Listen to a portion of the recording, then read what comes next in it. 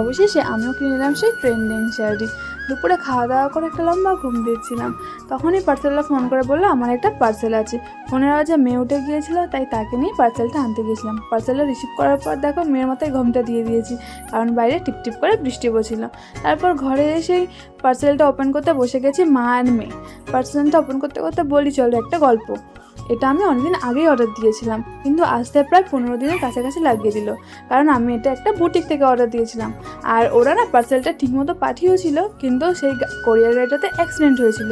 তো অ্যাক্সিডেন্ট হওয়ার কারণে না পার্সেলটা আবার রিটার্ন গিয়েছে, আবার এসেছে। আমি তো অপেক্ষা করছিলাম, আর ওই দিদিটাকে মেসেজ করে করে পাগলই করে দিয়েছিলাম যে কবে আসবে কবে আসবে, কারণ কালারটা এত সুন্দর আর শাড়িটাও এত সুন্দর, আমি আর অপেক্ষা করে থাকতেই পারছিলাম না। সেই দিন অবশেষে চলেই গেলো।